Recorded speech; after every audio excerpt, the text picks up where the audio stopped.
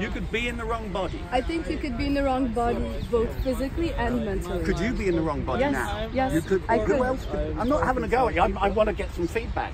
Who else said you could be in the wrong body? Yeah? Yeah. How could you be in the wrong body? I'm interested.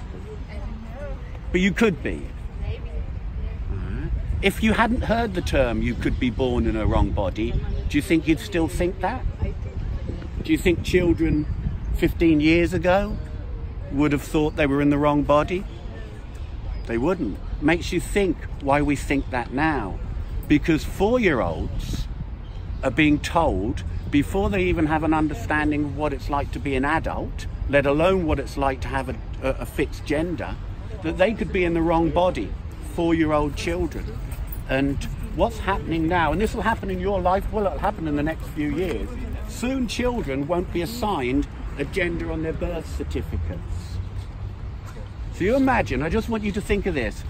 You've gone to kindergarten, or you've gone to kindergarten as a young man, and you're a 4-year-old and you're sitting down, and the teacher is reading you a story about a red crayon and a blue crayon, but they got the wrong wrappers on. She's trying to explain how a crayon can be in existence but not be the real crayon. So your mind is starting to try and understand that. And then they're going to show you a video about a 3-year-old trans girl called Jazz. So you're going to watch this video. And then one of the boys is taken by the teacher out of the class. And 10 minutes later, that child is brought in as a girl. Those 4-year-old children looking at their classmate, they've been told that you can be in the wrong body. These are 4-year-olds who have no fixed understanding of cognitive reality, let alone their own identity, are being told, having concepts put into their minds at 4 years old, that they could be in the wrong body. Now, I don't want to shock you, but it doesn't end with transgenderism. Has anyone heard of otherkin? Trans species? You never heard those terms. Well, look, this is someone who transgendered. This is a transgender woman who is now a cat. Okay, trans species. And the justification for that is through Darwin. They say, well, because we're just animals ourselves, and all animals have a psychology and emotions, that we're just tapping into those bits of the animals we could have been. So this is another kin, okay? This is trans species. And another one is, this is a transgender woman, used to be a man as well, who is now a dragon and has spent £35,000 on having his, I'm going to use his birth sex, his nose removed, his ears removed, and his face tattooed. Do you think this is a lizard? Do you think this is a lizard? Nobody would think that was a lizard, would they? But you would think that he is a her.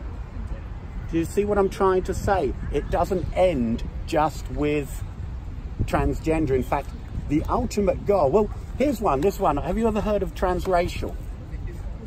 Transracial, you probably have read about this or seen it, yeah? This young Caucasian woman really felt that she was born in the wrong ethnicity. And she took, I don't know, drugs to change the pigment of her skin. She adopted a kind of way of speaking. I think she was enamored with another ethnicity, but so much, she defined herself as a black woman. Okay. Now this is going to be a really, really big one. This is going to be a really big one. We're going through, I mean, I'm just going to show this man here. I'll show you where we're going. This is trans species. We're under the... People haven't woken up. We're talking religion in this park, but that's playing chess. The real things are going on outside of this park by the elites. I'll just show you this last one. The ultimate goal is transhumanism. Has anybody heard of transhumanism? Okay. No. So I just wanted to ask you to wake up and understand. Who's heard of 1984, the book? George Orwell? Right. 2 + 2 = what? Does anybody under 5? I knew you'd say 5. Could you elaborate on that? 5. This is...